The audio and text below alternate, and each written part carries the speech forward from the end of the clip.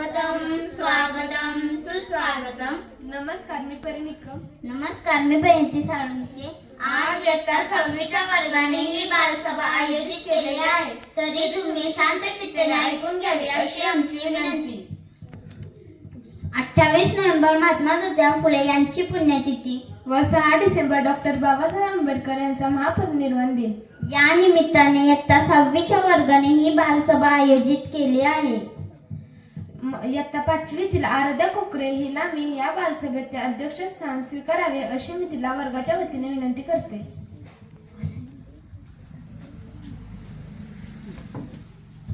नमस्कार, माझे नाव स्वराली सनाई शिंदे. इयत्ता 6वी. आताच माझी मैत्रीण आराध्या कोकरे हिनं अध्यक्ष म्हणून हिची निवड झाली, त्यास मी पूर्णपणे अनुमोदन देते.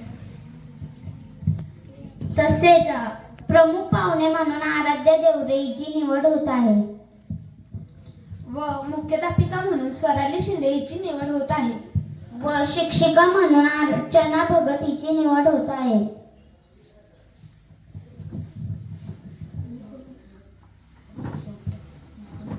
अध्यक्ष व प्रमुख पाहुणे, मुख्याध्यापिका व सर्व शिक्षक यांनी महात्मा ज्योतिबा फुले व डॉक्टर बाबासाहेब आंबेडकर यांच्या प्रतिमेस पुष्पहार अर्पण करावा अशी विनंती.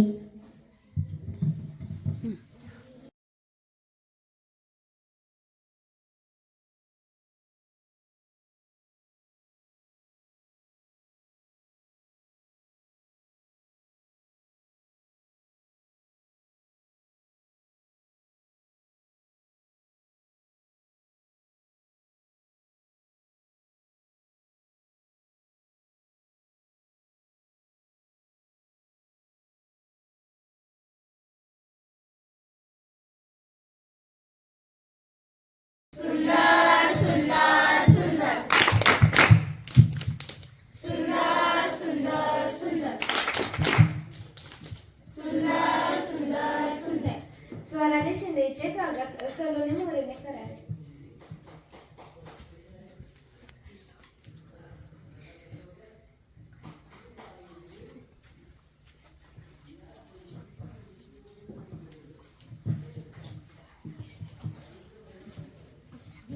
शाबास शाबाश शाबाश शाबाश शाबाश शाबाश शाबाश शाबाश शाबाश शाबाश. भगतीचे स्वागत वैष्णवी कोकरेने करावे.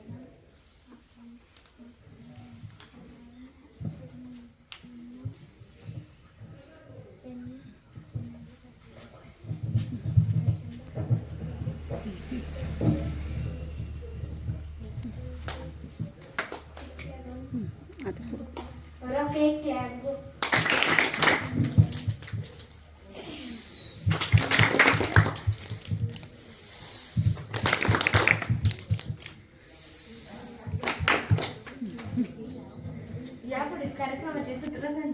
यापुढील कार्यक्रमाचे सूत्रसंचालन मी करणार आहे. इयत्ता 5वीतील शिवानी लोखंडे हिला मी तिचे मत मांडण्यास पुढे बोलवत आहे.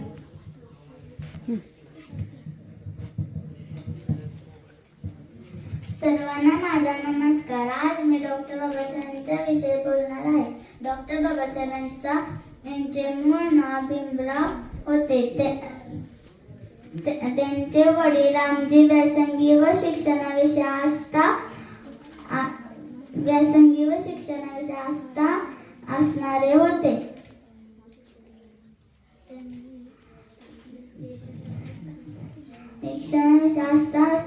म्हणून त्यांनी बाबासाहेबांना शिक्षण घेण्याचे प्रोत्साहन दिले. त्यासाठी त्यांनी अपार कष्ट केले.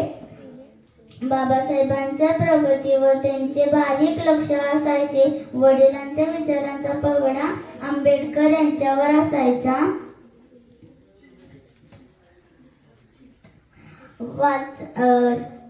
पुस्तक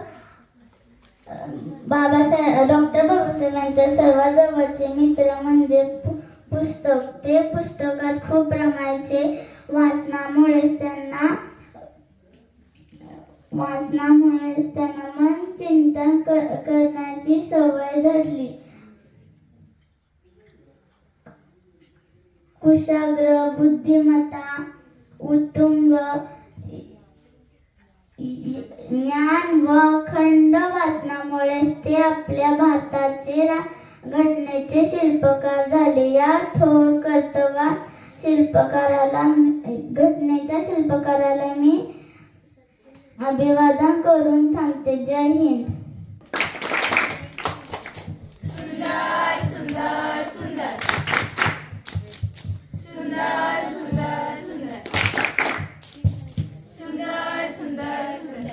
धन्यवाद शिवानी. यानंतर इयत्ता पाचवीतील दिव्यांश आपले मत मांडण्यास मी त्याला पुढे बोलवत. नमस्कार, माझे नाव दिव्यांश श्रीधर भंडारे. आज मी महात्मा ज्योतिबा फुले यांबद्दल 2 शब्द बोलणार आहे. ते तुम्ही शांत चित्तेने ऐकून घ्यावे ही विनंती. महात्मा ज्योतिबा फुले यांना आपण महात्मा म्हणतो कारण त्यांनी देशासाठी समाजासाठी प्रचंड कार्य केले. सत्यशोधक समाजाची स्थापना केली. सर्वांनी शिकावे म्हणून त्यांनी या तळमळीने रात्र झटली. डॉक्टर बाबासाहेब आंबेडकर यांना शिक्षणाचे महत्त्व ओळखून मिलिंद व सिद्धार्थ कॉलेजची स्थापना केली. वसतिगृह निर्माण करून मुलांना राहण्याची सोय केली. पुस्तकांसारखा दुसरा मित्र नाही असा त्यांनी आपल्याला संदेश दिला. डॉक्टर बाबासाहेब आंबेडकर यांना भारतीय राज्यघटनेचे शिल्पकार म्हणून ओळखले जाते. या 2 व्यक्ती आपल्यासाठी निष्पंद आहेत. यांना मी अभिवादन करून माझे 2 शब्द पूर्ण करतो. जय हिंद.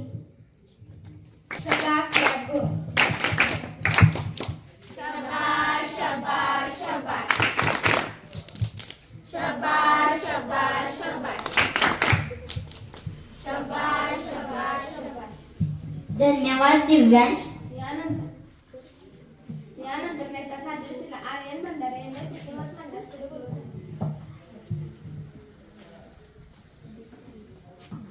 नमस्कार, माझे नाव आर्यन भंडारे. आज मी महापरिनिर्वाण दिनाबद्दल जे 4 शब्द सांगणार आहे ते तुम्ही शांततेने ऐकून घ्यावे. डॉक्टर बाबासाहेब आंबेडकरांचा जन्म 14 एप्रिल 1891 रोजी मध्य प्रदेशातील मोह या गावी झाला. डॉक्टर बाबासाहेब आंबेडकरांचे मूळ गाव रत्नागिरी जिल्ह्यातील आंबवडे हे गाव होते. डॉक्टर बाबासाहेब आंबेडकरांच्या वडिलांचे नाव रामजी आंबेडकर व आईचे नाव भीमाबाई असे होते. डॉक्टर बाबासाहेब आंबेडकरांनी 32 पदव्या मिळवल्या व त्यांनी एक संदेश दिला, शिका, संघटित व्हा आणि संघर्ष करा. धन्यवाद. यानंतर नेता सातवीतील सलोनी मोरे तिला मी तिचे मत मांडण्यास पुढे बोलवत आहे. नमस्कार, माझे नाव नम्रता जाधव. अध्यक्ष महाशय, पूज्य गुरुजन वर्ग आणि माझ्या बालमित्रांनो, आज मी तुम्हाला डॉक्टर बाबासाहेब आंबेडकर यांच्याविषयी काही 4 शब्द सांगणार आहे. ते तुम्ही शांत चित्तेने ऐकून घ्यावी अशी नम्र विनंती करते. हवेचा वेग नव्हता, हवेपेक्षाही त्यांचा वेग होता. हवेचा वेग नव्हता, हवेपेक्षाही त्यांचा वेग होता. अन्यायाविरोधी लढण्याचा इरादा नेक होता. असा रामजीचा लेख लाखात नाही तर जगात एक होता. असा रामजीचा लेख लाखात नाही तर जगात एक होता. भारतरत्न डॉक्टर बाबासाहेब आंबेडकर यांचा जन्म 14 एप्रिल 1891 साली मध्य प्रदेशातील महू या गावी झाला. बाबासाहेबांचे मूळ गाव रत्नागिरी जिल्ह्यातील आंबवडे हे होते. बाबासाहेबांचे पूर्ण नाव भीमराव रामजी आंबेडकर, वडिलांचे नाव रामजी व आईचे नाव भीमाबाई असे होते. बाबासाहेबांना लहानपणापासूनच अभ्यासाची अत्यंत आवड होती व बाबासाहेब अत्यंत हुशार होते. त्यांना लहानपणापासूनच अन्यायाची खूपच चीड होती. आपण इतके उच्च शिक्षण घेऊन सुद्धा लोक आपल्याशी असं वागतात तर मग दलित व गरीब वर्गाचे काय होत असेल अशी त्यांच्या मनात एक प्रश्न पडला व त्याची त्यांना जाणीव झाली. डॉक्टर बाबासाहेब अत्यंत दुःखी कष्टी झाले. अन्यायाला वाचा फोडण्यासाठी त्यांनी मूकनायक हे पाक्षिक सुरू केले व त्याच्या साहाय्याने बाबासाहेब समाज प्रबोधन करू लागले. बाबासाहेबांनी दलित बांधवांना शिका, संघटित व्हा आणि संघर्ष करा असा एक दिव्य संदेश दिला. अन्यायाचा विरोध करण्यासाठी अस्पृश्यांना अन्याय होत असल्याचा दिसून आला त्यांना.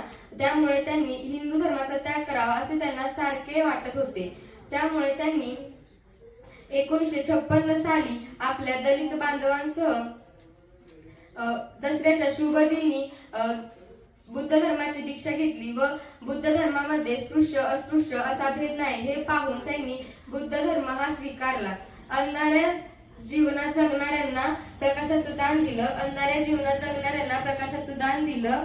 मानावे किती उपकार तुमचे बाबासाहेब, तुम्ही देशाला संविधान दिलं. मानावे किती तुमचे उपकार बाबासाहेब, तुम्ही देशाला संविधान दिलं. अशा या राज्यघटनेचे शिल्पकार, भारतरत्न, विश्वरत्न, बोधिसत्व डॉक्टर बाबासाहेब आंबेडकर यांना महापरिनिर्वाण दिनानिमित्त विनम्र अभिवादन करते व माझे 4 शब्द इथेच संपवते. जय भीम, जय संविधान. हे आस्था असणारे होते.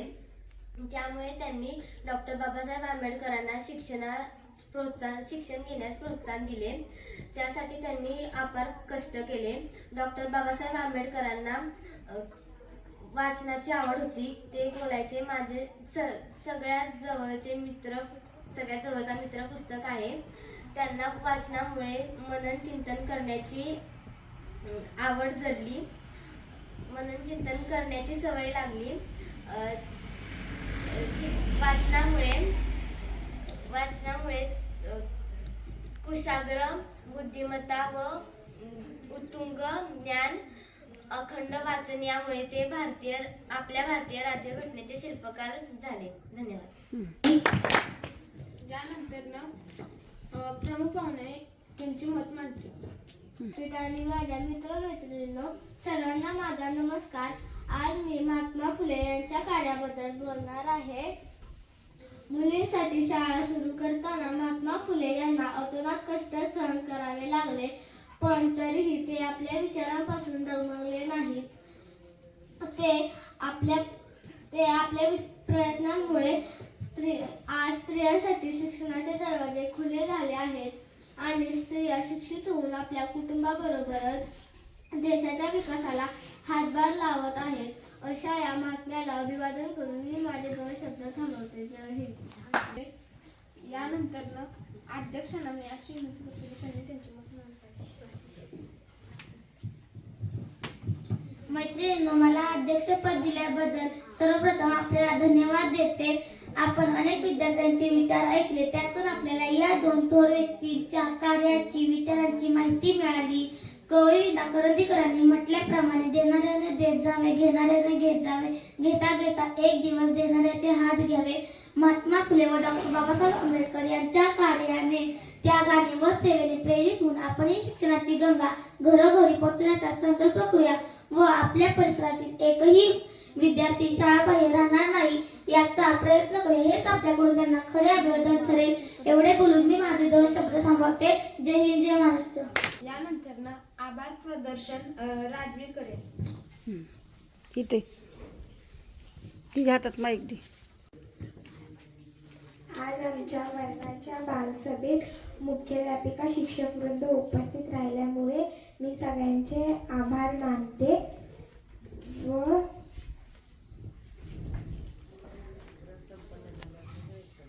आमच्या वर्ग शिक्षिका बाईंनी आम्हाला मोलाचे मार्गदर्शन केले. तसेच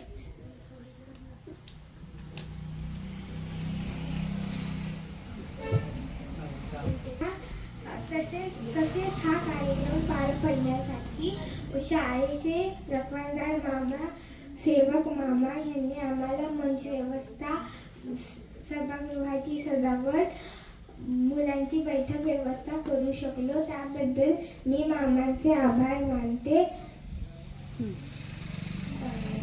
परी व परिणितीने अतिशय छान सूत्रसंचालन केले, त्याबद्दल त्यांचे आभार मानते.